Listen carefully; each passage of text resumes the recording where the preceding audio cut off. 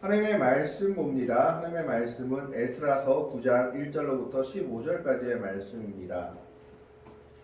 구약성경 722쪽입니다. 구약성경 722쪽에 있는 에스라서 9장 혹은 723쪽입니다. 9장 1절로부터 15절까지의 말씀을 교독을 합니다. 1절의 말씀을 제가 먼저 봉독해 올립니다. 이 일 후에 방백들이 내게 나와 이르되 이스라엘 백성과 제사장들과 레위 사람들이 이 땅 백성들에게서 떠나지 아니하고 가나안 사람들과 헷 사람들과 브리스 사람들과 여부스 사람들과 암몬 사람들과 모압 사람들과 엠굽 사람들과 아모리 사람들의 가증한 일을 행하여 그들의 땅을 맞이하여 아내와 며느리로 삼아 거룩한 자손이 그 지방 사람들과 서로 섞이게 하는데 방백들과 고관들이 이 죄에도 으뜸이 되었다는지라. 내가 이 일을 듣고 속옷과 겉옷을 찢고 머리털과 수염을 뜯으며 기가 막혀 앉으니 이에 이스라엘 하나님의 말씀으로 말미암아 떠난 자가 사라졌던 이 사람들의 죄 때문에 다 내게로 모여오더라. 내가 저녁 제사 드릴 때까지 기가 막혀 앉았더니 저녁 제사를 드릴 때에 내가 근심 중에 일어나서 속옷과 겉옷을 찢은 채 무릎을 꿇고 나의 하나님 여호와를 향하여 손을 들고 말하기를 나의 하나님이여 내가 부끄럽고 날씨 즐거워서 감히 나의 하나님을 향하여 얼굴을 들지 못하오니 이는 우리 죄악이 많아 정수리에 넘치고 우리 허물이 커서 하늘에 미치니이다. 우리 조상들의 때로부터 오늘까지 우리의 죄가 심함에 우리의 죄악으로 말미암아 우리와 우리 왕들과 우리 제사장들을 여러 나라 왕들의 손에 넘기사 칼에 죽으며 사로잡히며 노략을 당하며 얼굴을 부끄럽게 하심이 오늘날과 같으니이다. 이제 우리 하나님 여호와께서 우리에게 잠시 동안 은혜를 베푸사 얼마를 남겨두어 피하게 하신 우리를 그 거룩한 처소에 박힌 못과 같게 하시고 우리 하나님이 우리 눈을 밝히사 우리가 종노릇 하는 중에서 조금 소생하게 하셨나이다. 우리가 비록 노예가 되었사오나 우리 하나님이 우리를 그 종살이하는 중에 버려두지 아니하시고 바사 왕들 앞에서 우리가 불쌍히 여김을 입고 소생하여 우리 하나님의 성전을 세우게 하시며 그 무너진 것을 수리하게 하시며 유다와 예루살렘에서 우리에게 울타리를 주셨나이다. 우리 하나님이여 이렇게 하신 후에도 우리가 주의 계명을 저버렸사오니 이제 무슨 말씀을 하오리까. 전에 주께서 주의 종 선지자들에게 명령하여 이르시되 너희가 가서 얻으려 하는 땅은 더러운 땅이니 이는 이방 백성들이 더럽고 가증한 일을 행하여 이 끝에서 저 끝까지 더러움으로 그 더러움으로 채웠습니다. 그런즉 너희 여자들을 그들의 아들들에게 주지 말고 그들의 딸들을 너희 아들들을 위하여 데려오지 말며 그들을 위하여 평화와 행복을 영원히 구하지 말라. 그리하면 너희가 왕성하여 그 땅의 아름다운 것을 먹으며 그 땅의 자손에게 물려주어 영원한 유산으로 물려주게 되리라 하셨나이다. 우리의 악한 행실과 큰 죄로 말미암아 이 모든 일을 당하였사오나 우리 하나님이 우리 죄악보다 형벌을 가볍게 하시고 이만큼 백성을 남겨주셨사오니 우리가 어찌 다시 주의 계명을 거역하고 이 가증한 백성들과 통원하오리까.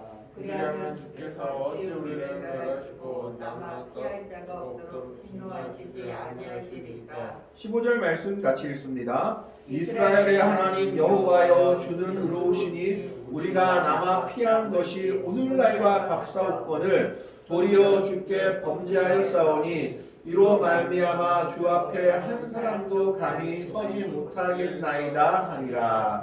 아멘. 오늘 에스라 9장은 에스라의 회개 기도의 내용입니다.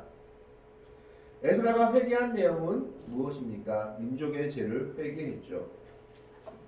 이스라엘 백성들은 바벨론 포로 생활 70년을 마치고 3번에 걸쳐서 포로들이 다시 유다 땅으로 돌아오게 됩니다.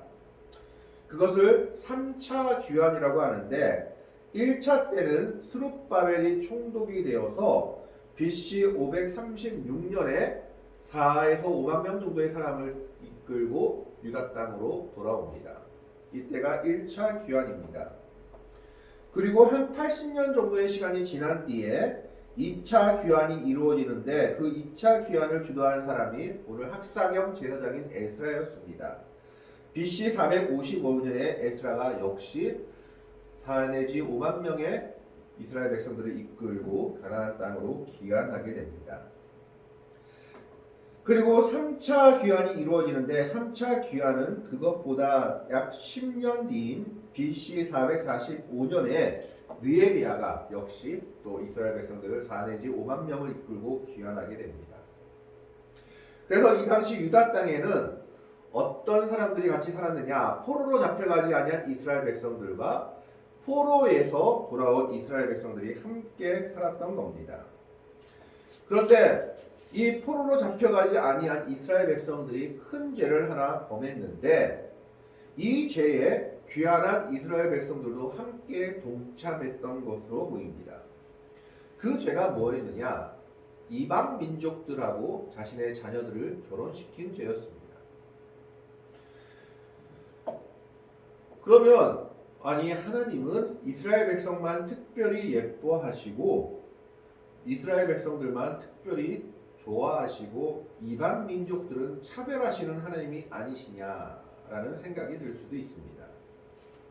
어떻게 보면 차별이나 또 이방 백성들한테 어떤 불이익을 주신 것이 아니냐라고 생각할 수 있지만 하나님께서 명령하신 것은 우상 숭배 때문에 절대 그들과 범죄하지 말라라고 얘기한 겁니다. 그들과 결혼하게 될 경우에는 결혼이 문제가 아니라 그들이 행하는 가증한 일, 우상 숭배와 비도덕적이고 윤리적인 일들을 너희가 따라 행할 것이기 때문에 내가 가나안 땅을 멸하는 이유가 그것 때문에 멸하는데 혹시나 너희가 그들과 결혼하게 되면 너희는 그들의 풍습을 따라갈 것이기 때문에 절대 그들과 혼인하지 말라라고 하나님은 출애굽기부터 신명기를 통해서 얘기하고 계십니다. 오늘 출애굽기를 한번 찾아보겠습니다. 출애굽기 34장을 한번 찾아보십시오. 출애굽기 34장 15절에서 16절의 말씀을 한번 읽어보겠습니다. 출애굽기 34장 15절에서 16절 제가 가진 성경으로는 구약성경 153페이지입니다. 153페이지 15절 16절 한번 읽어보겠습니다. 같이 읽습니다. 너는 산과 그 땅의 주민과 언약을 세우지 말지니 이는 그들이 모든 신을 음란하게 섬기며 그들의 신들에게 제물을 드리고 너를 청하면 내가 그 제물을 먹을까 함이며 16절입니다. 또 내가 그들의 딸들을 내 아들들의 아내로 삼음으로 그들의 딸들이 그들의 신들을 음란하게 섬기며 내 아들에게 그들의 신들을 음란하게 섬길까 할까 함이니라. 우상숭배 때문에 금하신 겁니다. 민족에게 차별을 둔 게 아니죠. 신명기 7장도 한번 찾아보겠습니다. 신명기 7장 3절 4절 말씀입니다. 신명기 7장 3절에서 4절의 말씀을 한번 찾아보겠습니다. 신명기 7장 3절 4절 구약성경 272쪽에 있습니다. 신명기 7장 3절 4절을 같이 읽습니다. 또 그들과 혼인하지도 말지니 내 딸을 그들의 아들에게 주지도 말 것이요 그들의 딸도 내 며느리로 삼지 말 것은 4절입니다. 그가 내 아들을 유혹하여 그가 여호와를 떠나고 다른 신들을 섬기게 하므로 여호와께서 너희에게 진노하사 갑자기 너희를 멸하실 것임이니라. 그러니까 민족에 대한 차별이라보다 그 민족들을 우상을 음란하게 섬기고 죄악 중에 있었기 때문에 하나님께서 그들을 멸하시는 가운데 이스라엘 백성들에게 절대 그들하고 결혼하지 말라. 왜요? 결혼하면 너희도 그들의 우상 숭배에 빠지고 죄악에 빠지게 될 것이다. 그래서 가장 금하신 일 중에 하나가 통혼이었습니다. 이스라엘 백성들은 같은 신앙을 가진 민족끼리 같이 결혼하고 우상 숭배에서 벗어나야 했던 것입니다. 그런데 그 일이 하나님의 심판을 받은 이후에도 제대로 이루어지지 않았다는 겁니다. 9절 말씀에 보면 이 일 후에라고 되어 있는데 1절에 이게 무슨 일이냐 하면 8장의 말씀을 보면 에스라가 이제 페르시아에서 와서 바벨론으로부터 가져온 예물을 성전의 제사장에게 바쳤고 제사를 드린 것이 기록되어 있습니다. 아마 이 일 후에라는 것은 바로 이 일을 의미하는 것 같습니다. 예물을 성전에 바치고 예배를 드린 후에 이제 어떻게 보면 종교적으로 개혁이라고 할 수 있는 일들이 다시 일어나니까 방백들이라는 이 당시 백성의 지도자들이 에스라한테 나와서 한 가지 고발을 합니다. 그 고발이 무엇이냐? 1절의 말씀을 봅니다.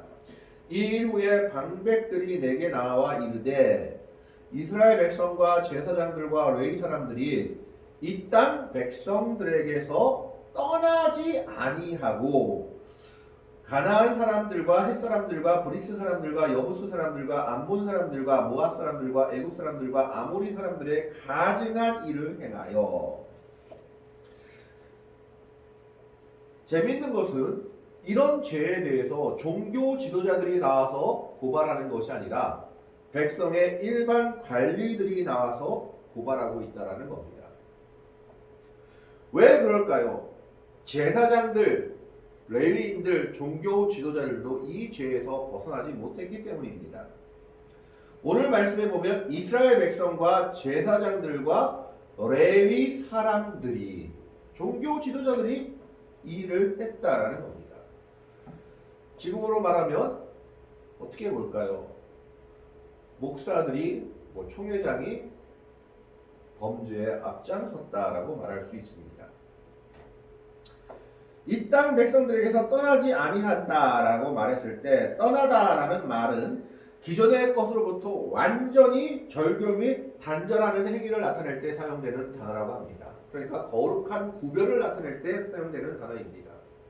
이스라엘 백성들은 이방 백성들에게서 온전히 떠나야 됐는데 떠나지 아니했다라고 얘기하고 있는 겁니다.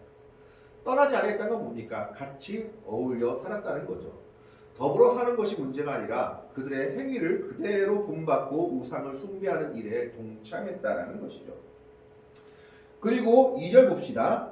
2절을 보시면 그들의 딸을 맞이하여 아내와 며느리로 삼아 거룩한 자손이 그 지방 사람들과 서로 섞이게 하는데 방백들과 고관들이 이 죄에 더욱 으뜸이 되었다 하는지라. 섞이게 하다라는 말의 원어로 하트 아레브라고 하는데 이것은 보증하다라는 뜻을 가지고 있기도 하고 혼합하다, 사귀다라는 뜻을 갖는 동사 아라브의 죄기적 사역형이라고 합니다. 말이 어렵죠. 무슨 말이냐 하면 방백들이, 고관들이, 관리들이 그리고 종교 지도자들이 이 일에 보증을 섰다는 거예요. 이방 백성들한테 결혼해도 된다. 오히려 보증을 서며 앞장섰다라는 이야기입니다. 섞이게 하는데 심지어 제기대명사라는 말은 무엇이냐면 억지로 그렇게 하게 했다라는 이야기입니다. 그 일을 하기 싫어하는 사람들도 분명히 있었을 겁니다. 믿음을 지키고자 하는 사람들한테까지 야, 다 그냥 이렇게 섞여서 결혼하는데 너 뭐라고 결혼하지 않냐? 너도 결혼해 그냥 이방 백성들하고 이렇게 등 떠미는 경우도 많았다라는 겁니다. 억지로 이런 일들을 행했다라는 거죠. 죄악으로 인해서 70년 동안이나 포로 생활을 했었고 또 그 땅에 남아있는 사람들도 분명히 자신의 조상들의 죄악 때문에 우상 숭배 때문에 나라가 멸망하는 것을 눈으로 지켜본 사람들이 우상 숭배의 죄에서 떠나지 못하고 있는 겁니다. 왜 그랬을까요? 이방 백성들을 아수르라는 나라가, 바벨론이라는 나라가 유다 땅에 같이 섞여 놓으니까 함께 사니까 좋았거든요. 물질적인 이익, 여러 가지 생활적인 이익들이 같이 더불어 사는 게 그들에게 더 많았기 때문입니다. 그러니까 그들은 이방 백성들과 혼인하는 것을 마다하지 않았던 겁니다. 이방 백성들과 혼인하는 것이 왜 큰 문제가 되느냐? 그들이 우상 숭배하는 민족들이었기 때문입니다. 그래서 그들과 혼인하게 된다라는 것은 결국 하나님을 버리고 혼합신앙을 가진다는 것을 의미하고 있습니다. 하나님께서는 이사야서를 통해서 그 반대의 일도 얼마든지 허락하셨습니다. 이방 백성들이 하나님의 백성이 되는 것은 얼마든지 허락하셨습니다. 하나님의 백성으로 들어온다고 한다면, 그들이 진정한 신앙을 가진다면 하나님의 백성으로 받아주셨습니다. 성경에 보면 신랑이 상한 자는 여호와의 총회에 들어오지 못한다, 예배드리지 못한다라고 기록되어 있습니다. 신랑이라는 것은 남자의 성기를 뜻하는데, 이것을 보고 어떤 사람들은 장애인에 대한 차별이다, 하나님을 장애인을 차별하셨다라고 얘기하는데, 이 의미를 가장 정확하게 알 수 있는 것은 그 당시 신랑을 상하게 하는 것은 우상 숭배의 행위 중에 하나였던 겁니다. 그래서 신랑을 상하게 하는 자가 하나님의 총회에 들어오지 못하고 예배하지 못한다는 것은, 우상 숭배하는 자는 들어오지 못한다라는 것은 우상 숭배하는 자는 하나님 섬길 자격이 없다라고 얘기하고 있는 겁니다. 그런데 이사야서에 보면 신랑이 상한 자라 할지라도 돌이킨다면 하나님의 전에 얼마든지 들어올 수 있고 하나님이 그들을 받아줄 것이다 라고 얘기하고 있는 겁니다. 그래서 이건 민족에 대한 차별이 아니라 신앙에 대한 내용인 겁니다. 온전한 신앙을 지키지 못한 사람들에 대해서 하나님께서 책망하고 계신 것이죠. 이스라엘 백성들은 자신들의 우상 숭배를 위해서 멸망당했음에도 불구하고, 그래서 70년 동안이나 예레미야의 예언처럼 포로 생활을 했음에도 불구하고 그 죄에서 벗어나지 못하고 있었던 겁니다. 심지어 이 죄에 누가 앞장섰느냐? 종교 지도자들, 레위인과 제사장들이 앞장섰고, 심지어 또 어떤 사람들이 앞장섰느냐? 방백들과 고관들, 백성의 지도자들이 더 앞장섰고 보증하고 그렇게 하라고 등을 떠미는 일이 있었다라고, 그나마 신앙을 가지고 있었던 방백들이 에스라에게 이 일을 고발하고 있는 겁니다. 바로 잡아달라고 얘기하고 있는 거죠. 종교 지도자들이 부패하니까 누가 나섭니까? 세상의 관리들이 나서고 있습니다. 부끄러운 일입니다. 하나님께서도 교회가 썩었을 때 500년 전에 루터를 통해서 종교 개혁을 일으키고 세상의 영주들이 그 일을 돕게 하셨습니다. 만약 교회가 정말 돌이킬 수 없을 만큼 타락하게 된다면 하나님은 세상의 권력을 이용해서라도 교회를 변화시킬 것이다라는 무서운 경고의 말씀으로 오늘 우리는 이 말씀을 보아야 합니다. 우리가 스스로 변화되지 못한다면 하나님은 세상의 권세들을 이용해서라도 교회를 변화시키려고 할 것입니다. 제사장들과 레위 사람들이 먼저 이 일에 앞장서야 되는데 그들이 오히려 이방 백성들과 혼인하는 일에 앞장섰기 때문에 관리들이 나와서 이 일을 에스라에게 고발하고 있는 겁니다. 에스라는 이 말을 듣자마자 너무 놀랐습니다. 그래서 3절의 말씀에 보면, 내가 이 일을 듣고 속옷과 겉옷을 찢고 머리털과 수염을 뜯으며 기가 막혀 앉으니, 원래는요 겉옷만 찢어도 됩니다. 속옷까지 찢었다는 건 뭘까요? 너무 기가 막힌 거예요. 심지어 뭐까지 했을까요? 머리털과 수염까지 뜯었다라고 되어 있습니다. 다윗 때 보면 다윗이 조문 사절을 보냈는데 이 암몬한 나하스의 아들이, 한운의 아들이 신하들의 말을 듣고 스파이를 보낸 거다 생각해가지고 모욕을 줬는데 어떻게 모욕을 줬습니까? 수염을 잘라버렸죠. 그러니까 수염을 찢는다는 것은 대단히 큰 불명예스러운 일입니다. 그런데도 수염을 뜯었다는 것은 그 정도로 지금 충격받은 겁니다. 머리털과 수염까지 뜯으면서 아마 의도적인 것도 있었을 것 같습니다. 백성들로 보고 좀 나 좀 봐라, 내가 이렇게 기가 막혀 한다라는 것을 에스라가 보여주고 있는 겁니다. 기가 막혀 앉으니 그래도 하나님께서 남은 자를 남겨주신 걸 봅니다. 4절에 이에 이스라엘 하나님의 말씀으로 말미암아 떠는 자가, 하나님의 말씀으로 떠는 자는 무슨 말입니까? 하나님의 말씀에 순종하기를 원하는 자들, 이 일에 대해서 아니다라고 생각하는 사람들이 있었다. 신앙의 정절을 지키는 사람들이 있었다라는 겁니다. 그들이 에스라를 돕기 위해서 에스라 앞으로 모여듭니다. 에스라는 이 충격에서 벗어나지 못하고 저녁 제사 드릴 때까지 가만히 앉아 있습니다. 너무 기가 찬 거죠. 70년 동안이나 포로 생활을 해놓고도 돌이키지 못하는 이스라엘 백성들의 모습에 그는 너무 기가 막혀 저녁 제사 드릴 때는 오후 3시에 드리는 제사를 말합니다. 가만히 있었을 때 그가 행동을 하나 취하죠. 5절에 보면 저녁 제사를 드릴 때에 내가 근심 중에 일어난다라는 것은 무엇을 말할까요? 결단하는 모습입니다. 뭔가 결심을 하고 일어나고 있는 거죠. 속옷과 겉옷을 찢은 채 회개하는 모습 그대로 무릎을 꿇고 이스라엘 백성들은요 보통 기도할 때 일어나서 기도합니다. 근데 무릎을 꿇었다는 것은 겸손과 그가 지금 얼마나 고통받고 있는지를 표시하고 있는 내용이죠. 무릎을 꿇고 기도합니다.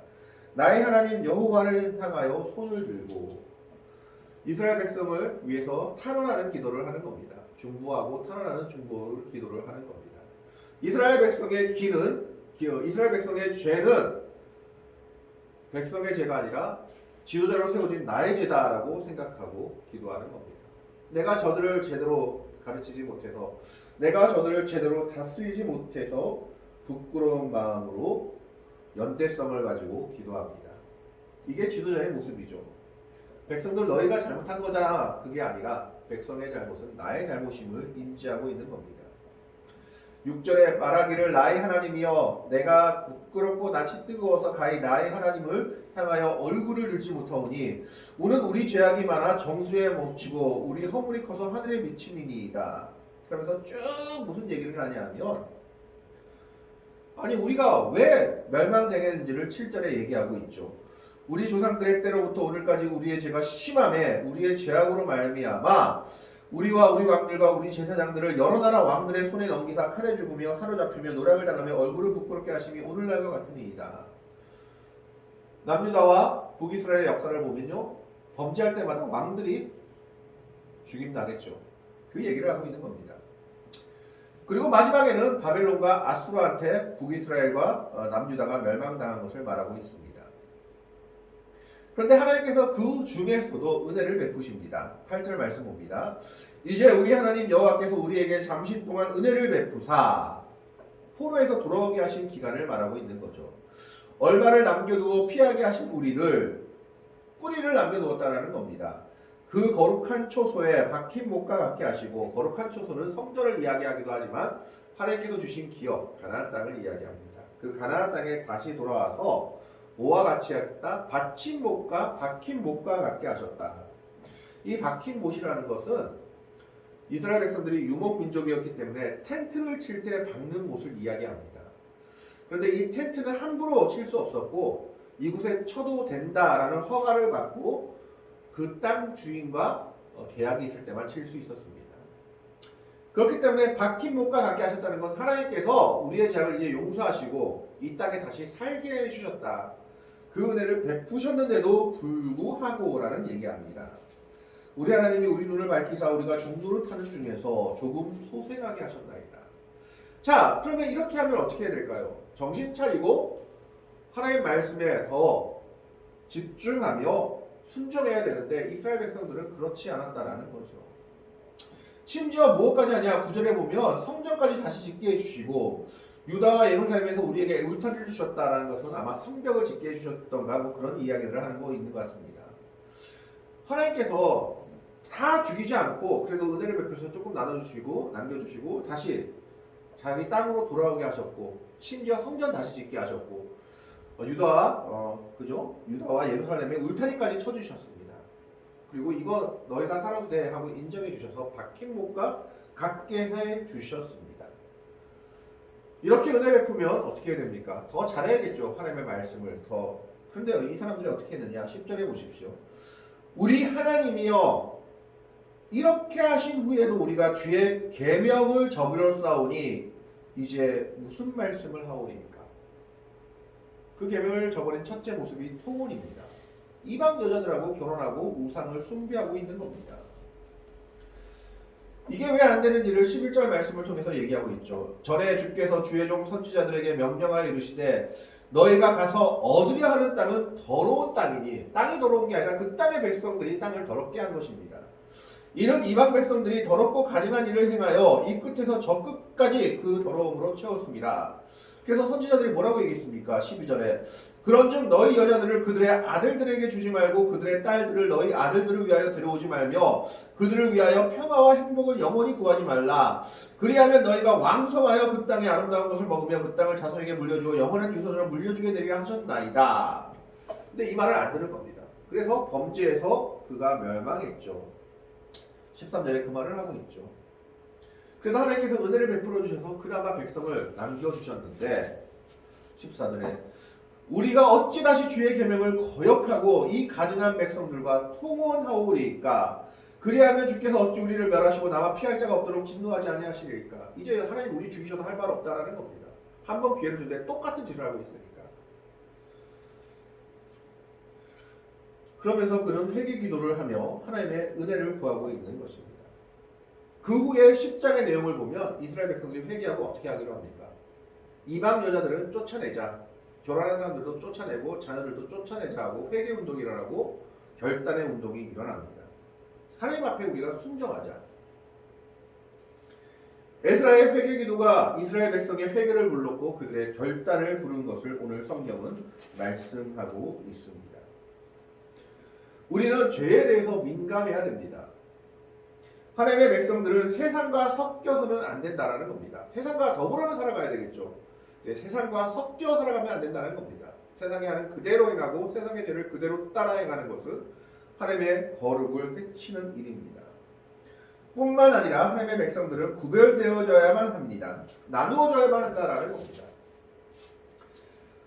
섞이지 아니하고 그리고 떠나지 아니하고 이래야 되죠. 떠나야 되죠. 그리고 섞이지 아니해야 됩니다. 하나님의 백성들은 구별되어져야 됩니다. 이스라엘 백성들은 이방인들과 이방 백성들의 모습과는 달라야 했습니다.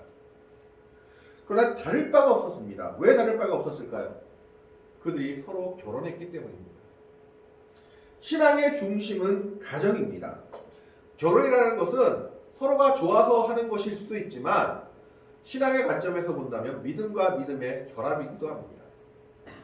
믿음과 믿음의 결합이기도 하다라는 것을 알아야 합니다. 하나님이 그래서 이방 민족과의 이스라엘 백성들의 결혼을 금지하신 것은 민족을 차별하는 것 때문이 아니라 신앙의 순수성 때문입니다.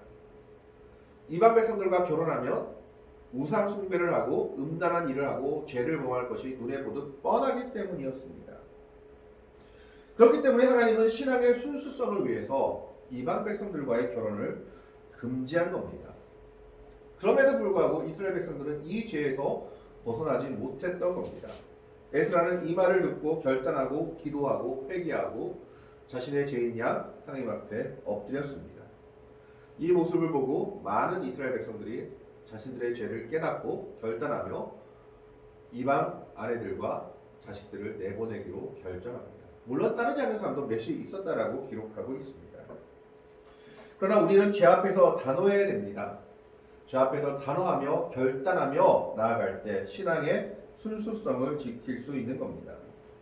하나님께서 이스라엘 백성들의 통혼, 이방 민족과의 결혼을 금지하신 것은 한 가지 이유 때문입니다. 신앙의 순수성을 지키라는 겁니다. 이방 백성하고 결혼하면 어떻게 됩니까? 우상을 숭배하게 되고 음란하게 행할 것이다. 그러면 너희는 약속을 받지 못할 것이다 라는 것입니다. 오늘 우리는 이 말씀을 기억하면서 오늘 우리도 신앙의 순수성을 지킬 수 있는 믿음의 백성들이 되기를 바랍니다. 세상과 합하여 살아가는 자들이 아니라 세상을 떠나서 살아갈 수 있기를 바라고 세상과 섞여 살아가는 자들이 아니라 하나님의 거룩을 나타내며 살아갈 수 있는 자들이 되기를 바랍니다. 그 중심은 가정입니다. 믿음과 믿음이 결합하는 것이 바로 가정의 시작이다라고 볼 수 있습니다. 신앙의 순수성을 지키며 하나님의 영광을 나타낼 수 있는 귀하고 복된 성도들이 될 수 있기를 에스라처럼 결단하고 기도하며 회개함으로 말미암아 하나님의 영광을 회복하는 믿음의 백성들이 될 수 있기를 주님의 이름으로 간절히 축원합니다. 아멘. 기도하겠습니다.